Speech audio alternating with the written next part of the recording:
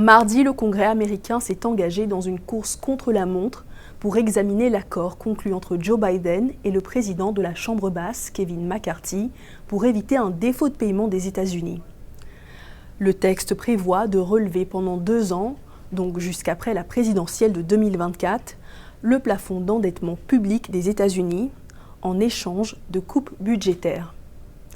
Les dépenses non liées à la défense resteront inchangées, mais le texte prévoit une baisse de 10 milliards de dollars des fonds alloués à la modernisation des services fiscaux, une exigence des républicains, ainsi que le recouvrement de fonds destinés à la lutte contre le Covid-19, des fonds qui n'ont pas encore été utilisés. Le compromis inclut également de nouvelles conditions pour bénéficier de certaines aides sociales, contrairement aux souhaits des démocrates. Pour en savoir plus, suivons ce reportage de Véronica Balderas Iglesias, le récit est d'Éric Manirakiza. L'échéance pour augmenter la capacité d'emprunt des États-Unis se rapproche, mais certains membres du Congrès espèrent que le pays ne va pas se retrouver dans une situation de manque de liquidité. S'exprimant sur Fox News, le leader républicain de la Chambre des représentants, Kevin McCarthy, a salué un accord de principe qu'il a conclu avec le président Joe Biden au cours des dernières heures.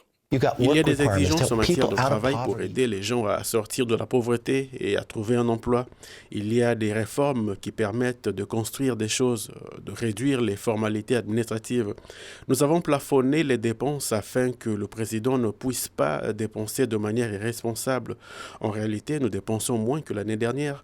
Cela ne répond peut-être pas aux besoins de tout le monde, mais c'est un pas dans la bonne direction. Malgré les critiques exprimées par certains législateurs sur les réseaux sociaux, le représentant républicain Dusty Johnson a déclaré lors de l'émission State of the Union de CNN qu'il avait entendu plusieurs conservateurs modérés promettre de soutenir l'accord.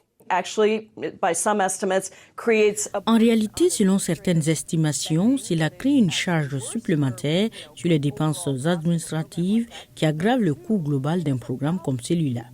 Deuxièmement, il s'agit de personnes qui ont simplement besoin d'un peu d'aide temporaire. Avant de voter en faveur de l'accord, Mme Jayapal a fait savoir qu'elle aura besoin davantage de détails sur ce projet.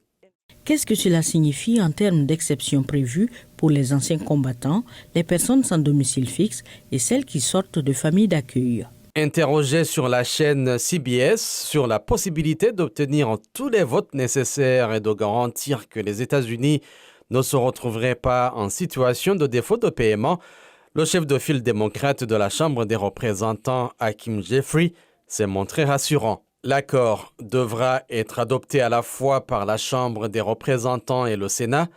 Le département du Trésor a prévenu que le plafond de la dette devait être relevé d'ici le 5 juin afin que les États-Unis puissent honorer toutes leurs obligations financières. Lundi, Joe Biden s'est montré optimiste. Kevin McCarthy, lui, prévoyait mercredi un vote en séance plénière avant d'envoyer le texte au Sénat à majorité démocrate. La secrétaire au Trésor, Janet Yellen, a informé le Congrès que les États-Unis ne pourront pas payer leurs factures après le 5 juin sans le relèvement du plafond de la dette. Dili Diko, VOA Afrique, Washington.